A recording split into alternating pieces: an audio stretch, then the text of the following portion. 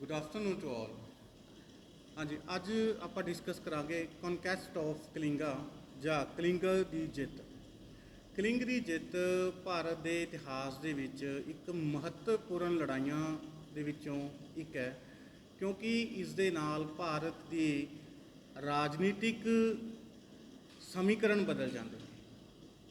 ਇਹਦੇ ਨਾਲ ਮੌਰੀਆ ਸਾਮਰਾਜ ਦੇ ਸ਼ਾਸਕ ਅਸ਼ੋਕ ਦੀ ਨੀਤੀ ਦੇ ਵਿੱਚ ਪਰਿਵਰਤਨ ਹੁੰਦਾ ਹੈ ਤੇ ਨਤੀਜਾ ਇਹ ਨਿਕਲਦਾ ਹੈ ਕਿ ਉਹ ਦੁਨੀਆ ਦੇ ਇਤਿਹਾਸ ਦੇ ਵਿੱਚ ਅਸ਼ੋਕ ਮਹਾਨ ਦੇ ਨਾਂ ਨਾਲ ਜਾਣੇ ਜਾਂਦੇ ਨੇ। ਤਾਂ ਹੁਣ ਆਪਾਂ ਡਿਸਕਸ ਕਰਦੇ ਹਾਂ ਕਲਿੰਗ ਦੀ ਜਿੱਤ। ਤੇ ਕਲਿੰਗ ਅਸਲ ਦੇ ਵਿੱਚ ਆਪਾਂ ਗੱਲ ਦੇਖਦੇ ਹਾਂ ਕਿ ਕਲਿੰਗ ਜਿਹੜਾ ਹੈ ਆਧੁਨਿਕ ਉੜੀਸਾ ਅਤੇ ਗੰਜਮ ਦੇ ਇਲਾਕੇ ਨੂੰ ਕਲਿੰਗ ਕਿਹਾ ਜਾਂਦਾ ਸੀਗਾ। ਕਲਿੰਗ ਪ੍ਰਾਂਤ ਜਿਹੜਾ ਹੈ ਉਹ ਮਗਧ ਸਾਮਰਾਜ ਦੇ ਵਿੱਚ ਇੱਕ ਉਹਦੇ ਸਾਮਰਾਜ ਦਾ ਹਿੱਸਾ ਸੀ। ਜਦੋਂ ਚੰਦਰਗੁਪਤ ਮੌਰੀਆ ਨੇ ਨੰਦ ਵੰਸ਼ ਦਾ ਅੰਤ ਕੀਤਾ, ਉਹਨੂੰ ਸਮਾਪਤ ਕੀਤਾ, ਤਾਂ ਕਲਿੰਗ ਸਾਮਰਾਜ ਆਪਣੇ ਆਪ ਸੁਤੰਤਰ ਹੋ ਜਾਂਦਾ ਹੈ ਤੇ ਚੰਦਰਗੁਪਤ ਮੌਰੀਆ ਵੀ ਕਲਿੰਗ ਨੂੰ ਜਿੱਤਣਾ ਚਾਹੁੰਦਾ ਹੈ ਤੇ ਹਮਲੇ ਵੀ ਕੀਤਾ ਉਹਨੇ ਕਲਿੰਗ ਦੇ ਉੱਤੇ, ਪਰ ਉਹਨੂੰ ਸਫਲਤਾ ਨਹੀਂ ਪ੍ਰਾਪਤ ਹੁੰਦੀ। ਇਸੇ ਢੰਗ ਦੇ ਨਾਲ ਬਿੰਦੂਸਾਰ ਨੇ ਵੀ ਕਈ ਯਤਨ ਕੀਤੇ ਕਲਿੰਗ ਉੱਤੇ ਜਿੱਤ ਪ੍ਰਾਪਤ ਕਰਨ ਦੇ ਲਈ, ਪਰ ਉਹ ਇਸ ਦੇ ਵਿੱਚ ਕਾਮਯਾਬ ਨਹੀਂ ਹੁੰਦਾ। ਕਲਿੰਗ ਜਿਹੜਾ ਹੈ ਜੀਓਗ੍ਰਾਫੀਕਲ ਤੌਰ ਦੇ ਉੱਤੇ ਇੱਕ ਕੋਸਟਲ ਏਰੀਆ ਹੈ, ਸੀ ਕੋਸਟਲ ਏਰੀਆ ਹੈ, ਉਹਦੀ ਖੁਸ਼ਹਾਲ ਪ੍ਰਾਂਤ ਹੈ, ਇਲਾਕਾ ਹੈ। ਇਸ ਕਰਕੇ ਇਹਦੀ ਮਹੱਤਤਾ ਹੋਰ ਵੀ ਵੱਧ ਜਾਂਦੀ ਹੈ। ਕਲਿੰਗ ਦੀ ਲੜਾਈ ਹੈ, ਜੋ ਯੁੱਧ ਹੈ, ਉਹ ਅਸ਼ੋਕ ਦੇ ਤਾਜਪੋਸ਼ੀ ਦੇ 8 ਸਾਲਾਂ ਬਾਅਦ ਹੋਈ, ਜਾਣੀ ਕਿ 261 ਈਸਵੀ ਦੇ ਵਿੱਚ ਹੁੰਦੀ ਹੈ। ਤਾਂ ਹੁਣ ਆਪਾਂ ਪਹਿਲਾਂ ਗੱਲ ਕਰਦੇ ਹਾਂ ਅਸ਼ੋਕ ਦੀ ਇੱਕਮਾਤਰ ਜਿੱਤ। ਅਸ਼ੋਕ ਸ਼ਿਲਾਲੇਖ 13 ਦੇ ਵਿੱਚ ਇਹ ਵਰਣਨ ਕਰਦਾ ਕਿ ਉਸ ਦੀ ਇੱਕਮਾਤਰ ਜਿਹੜੀ ਜਿੱਤ ਹੈ ਉਹ ਕਲਿੰਗ ਦੀ ਜਿੱਤ ਹੈ। ਹੁਣ ਕਲਿੰਗ ਨੂੰ ਜਿੱਤਣ ਦੇ ਕਾਰਨ ਦੀ ਗੱਲ ਕਰਦੇ ਹਾਂ ਆਪਾਂ। ਜਿਵੇਂ ਆਪਾਂ ਪਹਿਲਾਂ ਵੀ ਡਿਸਕਸ ਕੀਤਾ ਕਿ ਪਹਿਲਾਂ ਇਹ ਮਗਧ ਸਾਮਰਾਜ ਦਾ ਹਿੱਸਾ ਸੀਗਾ, ਬਿੰਦੂਸਾਰ ਨੇ ਵੀ ਇਹਨੂੰ ਜਿੱਤ ਪ੍ਰਾਪਤ ਕਰਨ ਦੀ ਕੋਸ਼ਿਸ਼ ਕੀਤੀ ਤੇ ਇਸ ਦੇ ਵਿੱਚ ਸਫਲਤਾ ਪ੍ਰਾਪਤ ਹੁੰਦੀ ਹੈ ਅਸ਼ੋਕ ਨੂੰ। ਹੁਣ ਜਦੋਂ ਅਸ਼ੋਕ ਨੂੰ ਤਾਜਪੋਸ਼ੀ ਹੁੰਦੀ ਹੈ ਤਾਂ ਅਸ਼ੋਕ ਕੋਲੇ ਪੂਰਬ ਵਿੱਚ ਬੰਗਾਲ ਤੋਂ ਲੈ ਕੇ ਦੱਖਣ ਦੇ ਵਿੱਚ ਆਂਧਰਾ ਪ੍ਰਦੇਸ਼ ਤੱਕ ਦਾ ਇਲਾਕਾ ਹੁੰਦਾ ਹੈ। ਇਹਨਾਂ ਦੋਹਾਂ ਦੇ ਵਿਚਕਾਰ ਇੱਕ ਸੁਤੰਤਰ ਰਾਜ ਹੈ ਕਲਿੰਗ, ਜੋ ਉਹਨਾਂ ਦੇ ਸਾਮਰਾਜ ਰੂਪੀ ਸਰੀਰ ਦੇ ਵਿੱਚ ਇੱਕ ਕੰਡੇ ਸਮਾਨ ਹੈ। ਭਾਵ ਉਹ ਉਸਦੇ ਸਾਮਰਾਜ ਦਾ ਏਕੀਕਰਨ ਕਰਨਾ ਚਾਹੁੰਦਾ ਸੀ ਅਸ਼ੋਕ। ਇਸ ਕਰਕੇ ਉਸਨੇ ਕਲਿੰਗ ਦੇ ਉੱਤੇ ਜਿੱਤ ਪ੍ਰਾਪਤ ਕੀਤੀ। ਇਹਦੇ ਨਾਲ ਇਹ ਵੀ ਕਿਹਾ ਜਾਂਦਾ ਹੈ ਕਿ ਅਸ਼ੋਕ ਵੀ ਆਪਣੇ ਪੂਰਵਜਾਂ ਵਾਂਗੂ ਆਪਣੇ ਸਾਮਰਾਜ ਦਾ ਵਿਸਥਾਰ ਕਰਨਾ ਚਾਹੁੰਦਾ ਸੀ। ਜਿੱਤ ਰਾਹੀਂ ਸਾਮਰਾਜ ਦਾ ਵਿਸਥਾਰ ਕਰਨਾ ਚਾਹੁੰਦਾ ਸੀ ਤੇ ਸਾਮਰਾਜ ਦੇ ਏਕੀਕਰਨ ਨੂੰ ਪੂਰਾ ਕਰਨਾ ਚਾਹੁੰਦਾ ਸੀਗਾ। ਤੇ ਰੋਮੀਲਾ ਥਾਪਰ ਕਹਿੰਦੇ ਨੇ ਕਿ ਕਲਿੰਗ ਦੇ ਯੁੱਧ ਦਾ ਵਾਸਤਵਿਕ ਕਾਰਨ ਹੈ ਕਿ ਅਸ਼ੋਕ ਦੱਖਣੀ ਭਾਰਤ ਵੱਲ ਜਾਣ ਵਾਲੇ ਜਲ ਅਤੇ ਥਲ ਦੋਹਾਂ ਮਾਰਗਾਂ ਨੂੰ ਆਪਣੇ ਅਧੀਨ ਕਰਨਾ ਚਾਹੁੰਦਾ ਸੀ। ਹੁਣ ਜਦੋਂ ਆਪਾਂ ਕਲਿੰਗ ਦੀ ਯੁੱਧ ਦਾ ਵਰਣਨ ਕਰਦੇ ਹਾਂ ਤਾਂ ਕਲਿੰਗ ਦਾ ਜਿਹੜਾ ਰਾਜਾ ਹੈ, ਇਹਨੂੰ ਕਲਿੰਗਾ ਰਾਜ ਵੀ ਬੋਲ ਰਹੇ ਹਾਂ, ਇਹਨਾਂ ਨੂੰ ਪੱਤਰ ਭੇਜਦਾ ਹੈ ਕਿ ਤੁਸੀਂ ਮੇਰੀ ਅਧੀਨਤਾ ਸਵੀਕਾਰ ਕਰ ਲਓ ਜਾਂ ਫਿਰ ਯੁੱਧ ਲਓ। ਤਾਂ ਹੁਣ ਉਹਨਾਂ ਨੇ ਅਧੀਨਤਾ ਨਹੀਂ ਸਵੀਕਾਰ ਕੀਤੀ ਤਾਂ ਯੁੱਧ ਹੁੰਦਾ। ਤਾਂ ਯੁੱਧ ਦੇ ਬਾਰੇ ਸਾਨੂੰ ਬਹੁਤੀ ਪ੍ਰਮਾਣਿਕ ਜਾਣਕਾਰੀ ਨਹੀਂ ਮਿਲਦੀ, ਪਰ ਹਾਂ ਕਲਿੰਗ ਦੇ ਰਾਜੇ ਦੇ ਬਾਰੇ ਜਾਣਕਾਰੀ ਮਿਲਦੀ ਹੈ ਮੈਗਸਥਨੀਜ਼ ਦੁਆਰਾ, ਜੋ ਕਿ ਚੰਦਰਗੁਪਤ ਮੌਰੀਆ ਦੇ ਕਾਲ ਦੇ ਵਿੱਚ ਭਾਰਤ ਦੇ ਵਿੱਚ ਆਇਆ ਸੀ। ਤਾਂ ਉਹ ਕਲਿੰਗ ਦੇ ਰਾਜੇ ਬਾਰੇ ਲਿਖਦਾ ਹੈ ਕਿ ਇਹਦੇ ਵਿੱਚ 60,000 ਪੈਦਲ ਸੈਨਿਕ ਕਲਿੰਗ ਦੇ ਰਾਜੇ ਦੀ ਸੈਨਾ ਦੇ ਵਿੱਚ, 10,000 ਘੋੜਸਵਾਰ ਤੇ 700 ਹਾਥੀ ਸੀਗੇ। ਹੁਣ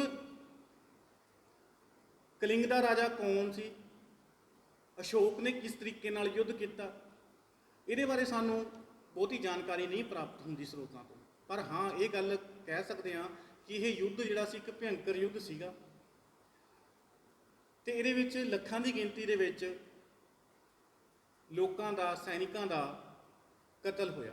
ਅਸ਼ੋਕ ਆਪ ਆਪਣੇ ਸ਼ਿਲਾਲੇਖਾਂ ਦੇ ਵਿੱਚ ਦੱਸਦਾ ਹੈ, ਜਦੋਂ ਅਸੀਂ ਉਹਨੂੰ ਪੜ੍ਹਦੇ ਹਾਂ ਤਾਂ ਇਹਦੇ ਵਿੱਚ ਕਲਿੰਗ ਦੇ ਯੁੱਧ ਦੇ ਵਿੱਚ 1.5 ਲੱਖ ਆਦਮੀਆਂ ਨੂੰ ਦੇਸ਼ ਨਿਕਾਲਾ ਦਿੱਤਾ ਗਿਆ ਤੇ 1 ਲੱਖ ਤੋਂ ਵੱਧ ਆਦਮੀ ਇਸ ਯੁੱਧ ਵਿੱਚ ਮਾਰੇ ਗਏ।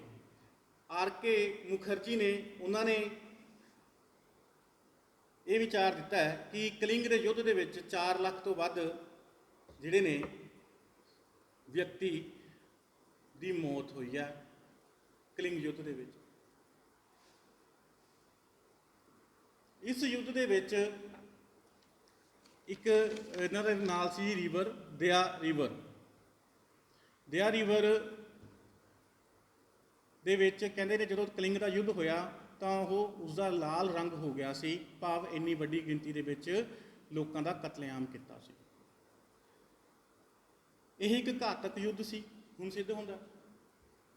ਇਹਦੇ ਨਾਲ ਇਸ ਯੁੱਧ ਤੋਂ ਬਾਅਦ ਜਿੱਤ ਪ੍ਰਾਪਤ ਹੁੰਦੀ ਹੈ ਅਸ਼ੋਕ ਨੂੰ, ਤੇ ਅਸ਼ੋਕ ਇਹਨੂੰ ਆਪਣੇ ਸਾਮਰਾਜ ਵਿੱਚ ਸ਼ਾਮਿਲ ਕਰਦਾ ਹੈ ਤੇ ਇਸ ਪ੍ਰਾਂਤ ਦੀ ਰਾਜਧਾਨੀ ਬਣਾਉਂਦਾ ਹੈ ਤੋਸ਼ਾਲੀ ਨੂੰ। ਹੁਣ ਇਹ ਇੱਕ ਇੰਨਾ ਯੁੱਧ ਇੰਪੋਰਟੈਂਟ ਕਿਉਂ ਹੈ? ਹੁਣ ਇਹਦਾ ਕਿਉਂ ਇਹ ਇੱਕ ਇਤਿਹਾਸ ਦੇ ਵਿੱਚ ਗ੍ਰੇਟੈਸਟ ਵਾਰਸ ਦੇ ਵਿੱਚ ਗਿਣਿਆ ਜਾਂਦਾ, ਇਹਦੇ ਬਾਰੇ ਗੱਲ ਕਰਦੇ ਹਾਂ ਆਪਾਂ। ਤੇ ਕਲਿੰਗ ਦੀ ਜਿੱਤ ਦੀ ਕੀ ਮਹੱਤਤਾ ਹੁੰਦੀ ਹੈ, ਕੀ ਪ੍ਰਭਾਵ ਨੇ, ਉਹਨੂੰ ਅਸੀਂ ਗੱਲ ਕਰਦੇ ਹਾਂ। ਸਭ ਤੋਂ ਪਹਿਲਾਂ ਤਾਂ ਇਹੀ ਹੈ ਕਿ ਅਸ਼ੋਕ ਸ਼ਾਂਤੀ ਦੀ ਨੀਤੀ ਨੂੰ ਅਡਾਪਟ ਕਰਦਾ। ਹੁਣ ਅਸ਼ੋਕ ਇਸ ਯੁੱਧ ਦੇ ਨਤੀਜੇ ਦੇ ਵਿੱਚ ਦੇਖਦਾ, ਜਦੋਂ ਉਹ ਲੱਖਾਂ ਲੋਕ ਮਾਰੇ ਜਾਂਦੇ ਨੇ ਤਾਂ ਉਹ ਹੁਣ ਦਿਗਵਿਜੇ ਦੀ ਥਾਂ ਤੇ ਉੱਤੇ ਧੰਮ ਵਿਜੇ, ਭਾਵ ਸ਼ਾਂਤੀ ਦੇ ਧਰਮ ਦੇ ਪ੍ਰਸਾਰ ਦੀ ਨੀਤੀ ਨੂੰ ਅਡਾਪਟ ਕਰਦਾ। ਇੱਕ ਅਨੁਮਾਨ ਹੈ ਕਿ ਇਸ ਯੁੱਧ ਦੇ ਵਿੱਚ 2 ਲੱਖ ਜਾਣੀ ਕਿ 2.5 ਲੱਖ ਦੇ ਕਰੀਬ ਜਿਹੜੇ ਨੇ ਵਿਅਕਤੀ ਜ਼ਖਮੀ ਹੋਏ ਸੀਗੇ ਤੇ 1 ਲੱਖ ਦੇ ਕਰੀਬ ਇਸ ਯੁੱਧ ਦੇ ਵਿੱਚ ਵਿਅਕਤੀ ਤੇ ਸੈਨਿਕ ਮਾਰੇ ਗਏ। ਹੁਣ ਇੰਨੀ ਵੱਡੀ ਪੱਧਰ ਦੇ ਉੱਤੇ ਜਦ ਇਹ ਕਿਲਿੰਗਸ ਹੋ ਰਹੀਆਂ ਨੇ, ਕਤਲੋਗਾਰਤ ਹੁੰਦੀ ਹੈ, ਤਾਂ ਉਸ ਸਮੇਂ ਮਹਾਮਾਰੀ ਫੈਲ ਜਾਂਦੀ ਹੈ, ਜਿਹਦੇ ਨਾਲ ਹੋਰ ਵੱਡੀ ਗਿਣਤੀ ਦੇ ਵਿੱਚ ਲੋਕਾਂ ਦੀ ਮੌਤ ਹੁੰਦੀ ਹੈ। ਇਹ ਸਾਰੀ ਸਥਿਤੀ ਅਸ਼ੋਕ ਦੇ ਮਨ ਦੇ ਉੱਤੇ ਬੁਰਾ ਪ੍ਰਭਾਵ ਪਾਉਂਦੀ ਹੈ ਤੇ ਉਹ ਦਿਗਵਿਜੇ ਭਾਵ ਜਿੱਤ ਦੀ ਨੀਤੀ ਨੂੰ ਹਮੇਸ਼ਾ ਲਈ ਤਿਆਗ ਦਿੰਦਾ ਤੇ ਹੁਣ ਉਹ ਬੁੱਧ ਦਾ ਉਤਸ਼ਾਹੀ ਅਨੁਯਾਈ ਬਣ ਜਾਂਦਾ। ਇਹ ਗੱਲ ਵਰਣਨਯੋਗ ਹੈ ਕਿ ਕਲਿੰਗ ਦੀ ਜਿੱਤ ਤੋਂ ਪਹਿਲਾਂ ਵੀ ਉਹ ਬੁੱਧ ਧਰਮ ਦਾ ਅਨੁਯਾਈ ਸੀ, ਪਰ ਕਲਿੰਗ ਦੀ ਜਿੱਤ ਤੋਂ ਬਾਅਦ ਉਹ ਬੁੱਧ ਧਰਮ ਦਾ ਸੱਚਾ ਪੈਰੋਕਾਰ ਅਨੁਯਾਈ ਬਣਦਾ ਹੈ ਤੇ ਬੁੱਧ ਦੇ ਸੰਗ ਦੇ ਵਿੱਚ ਵੀ ਸ਼ਾਮਿਲ ਹੁੰਦਾ ਹੈ। ਜਿਵੇਂ ਛੋਟੇ ਸ਼ਿਲਾਲੇਖ 2 ਵਿੱਚ ਲਿਖਦਾ ਹੈ ਕਿ ਮੈਂ ਇੱਕ ਉਪਾਸਕ ਸੀ ਅਤੇ ਧਰਮ ਲਈ ਕੋਈ ਯਤਨ ਅਤੇ ਮਿਹਨਤ ਨਹੀਂ ਕਰਦਾ ਸੀ, ਪਰੰਤੂ 1 ਸਾਲ ਤੋਂ ਕੁਝ ਅਧਿਕ ਸਮੇਂ ਪਹਿਲਾਂ ਮੈਂ ਸੰਘ ਵਿੱਚ ਪ੍ਰਵੇਸ਼ ਕੀਤਾ ਅਤੇ ਉਸ ਸਮੇਂ ਤੋਂ ਮੈਂ ਇਸ ਲਈ ਮਿਹਨਤ ਅਤੇ ਯਤਨ ਕਰਨ ਲੱਗਾ। ਹੁਣ ਉਸਨੇ ਸ਼ਾਂਤੀ ਦੀ ਨੀਤੀ ਅਡਾਪਟ ਕੀਤੀ ਹੈ, ਜਦੋਂ ਉਹਨੇ ਅਹਿੰਸਾ ਦਾ ਸਿਧਾਂਤ ਨੂੰ ਅਪਣਾਇਆ। ਆਪਣੇ ਸਾਮਰਾਜ ਦੇ ਵਿੱਚ ਪਸ਼ੂਆਂ ਦਾ ਵੱਧ, ਮਨੁੱਖਾਂ ਨੂੰ ਸਖਤ ਸਜ਼ਾਵਾਂ ਦੇਣੀਆਂ ਉਹਨੇ ਲਗਭਗ ਬੰਦ ਹੀ ਕਰ ਦਿੱਤੀਆਂ। ਆਪਣੇ ਸਾਮਰਾਜ ਦੇ ਵਿੱਚ ਕੁਝ ਦਿਨ ਉਹਨੇ ਅਜਿਹੇ ਨਿਸ਼ਚਿਤ ਕਰ ਦਿੱਤੇ ਸੀ ਜਦੋਂ ਕਿਸੇ ਉਸਦੇ ਸਾਮਰਾਜ ਦੇ ਵਿੱਚ ਕਿਸੇ ਵੀ ਪਸ਼ੂ ਪੰਛੀ ਦੀ ਹੱਤਿਆ ਨਹੀਂ ਕੀਤੀ ਜਾਂਦੀ ਸੀ। ਪ੍ਰਜਾ ਭਲਾਈ ਦੀ ਕੰਮ। ਹੁਣ ਇਹਦੇ ਨਾਲ ਹੀ ਉਸਨੇ ਜਨ ਕਲਿਆਣ ਨੂੰ ਆਪਣਾ ਹਿੱਤ ਬਣਾਇਆ। ਉਹਨੇ ਸੜਕਾਂ ਬਣਵਾਈਆਂ, ਮਨੁੱਖਾਂ ਅਤੇ ਪਸ਼ੂਆਂ ਲਈ ਹਸਪਤਾਲ ਖੋਲ੍ਹੇ ਗਏ, ਖੂਹ ਖੁਦਵਾਏ ਗਏ, ਦਰਖਤ ਬਾਗ ਲਗਵਾਏ ਗਏ, ਆਰਾਮ ਘਰਾਂ ਦਾ ਨਿਰਮਾਣ ਕੀਤਾ। ਹਰ ਇੱਕ ਯਤਨ ਕੀਤੇ ਜਿਹਦੇ ਨਾਲ ਉਹਦੀ ਪ੍ਰਜਾ ਨੂੰ ਖੁਸ਼ਹਾਲ ਅਤੇ ਸੁਖੀ ਬਣੇ। ਹੁਣ ਇਸ ਦਾ ਹੀ ਇੱਕ ਪ੍ਰਭਾਵ ਹੁੰਦਾ ਹੈ ਅਸ਼ੋਕ ਦਾ ਧੰਮ। ਅਸ਼ੋਕ ਨੇ ਆਪਣੇ ਪ੍ਰਜਾ ਦੇ ਲਈ, ਉਹਨਾਂ ਦੇ ਜੀਵਨ ਨੂੰ ਖੁਸ਼ਹਾਲ ਬਣਾਉਣ ਦੇ ਲਈ ਇੱਕ ਨੈਤਿਕ ਨਿਯਮਾਂ ਦਾ ਇੱਕ ਸਮੂਹ ਬਣਾਇਆ, ਜਿਹਨੂੰ ਕਿਹਾ ਜਾਂਦਾ ਹੈ ਅਸ਼ੋਕ ਦਾ ਧਰਮ ਜਾਂ ਅਸ਼ੋਕ ਦਾ ਧੰਮ। ਇਹ ਸਿਰਫ ਇਸ ਲਈ ਬਣਾਇਆ ਗਿਆ ਸੀ ਅਸ਼ੋਕ ਦਾ ਧੰਮ ਜਾਂ ਅਸ਼ੋਕ ਦਾ ਧਰਮ, ਤਾਂ ਜੋ ਉਸਦੀ ਪ੍ਰਜਾ ਦਾ ਆਉਣ ਵਾਲਾ ਸਮਾਂ ਜਾਂ ਆਉਣ ਵਾਲਾ ਜੀਵਨ ਵੀ ਵਧੀਆ ਅਤੇ ਖੁਸ਼ਹਾਲ ਹੋਵੇ। ਇਹਦੇ ਵਿੱਚ ਦੇਖਿਆ ਜਾਵੇ ਤਾਂ ਨੈਤਿਕ ਕਦਰਾਂ ਕੀਮਤਾਂ ਨੇ। ਇਹਦੇ ਨਾਲ ਅਸ਼ੋਕ ਦੇ ਸਾਮਰਾਜ ਦਾ ਵਿਸਥਾਰ ਹੁੰਦਾ ਹੈ। ਇਸ ਜਿੱਤ ਦੇ ਨਾਲ ਇਸਦੀ ਦੱਖਣੀ ਅਤੇ ਪੂਰਬੀ ਸੀਮਾ ਬੰਗਾਲ ਦੀ ਖਾੜੀ ਤੱਕ ਫੈਲ ਜਾਂਦੀ ਹੈ ਅਤੇ ਸਾਮਰਾਜ ਦਾ ਜਿਹੜਾ ਏਕੀਕਰਨ ਹੈ ਉਹ ਵੀ ਪੂਰਾ ਹੁੰਦਾ ਹੈ।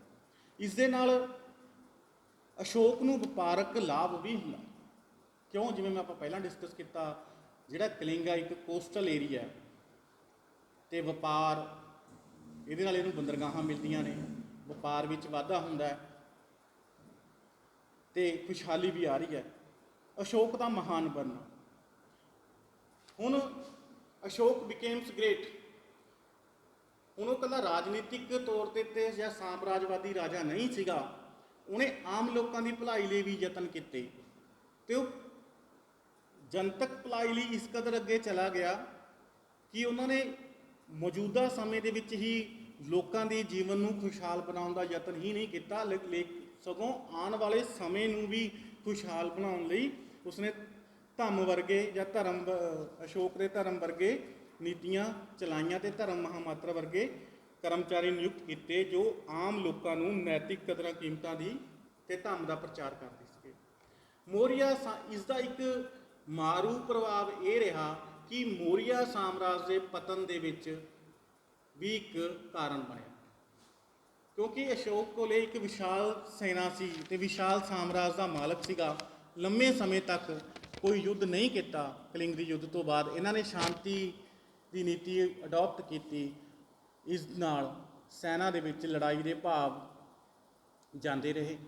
ਜਦੋਂ ਅਸ਼ੋਕ ਦੀ ਮੌਤ ਤੋਂ ਬਾਅਦ ਮੌਰੀਆ ਸਾਮਰਾਜ ਦੇ ਉੱਤੇ ਯੂਨਾਨੀਆਂ ਨੇ ਅਟੈਕ ਕੀਤਾ ਤਾਂ ਉਹ ਇਹਨਾਂ ਦਾ ਸਾਹਮਣਾ ਨਹੀਂ ਕਰ ਸਕੇ। ਨਤੀਜਾ ਕੀ ਹੋਇਆ? ਮੌਰੀਆ ਸਾਮਰਾਜ ਦਾ ਪਤਨ ਹੋਇਆ। ਅਸ਼ੋਕ ਦੇ ਜੀਵਨ ਚਰਿੱਤਰ ਦੇ ਵਿੱਚ ਵੀ ਪ੍ਰਭਾਵ ਮੋੜ।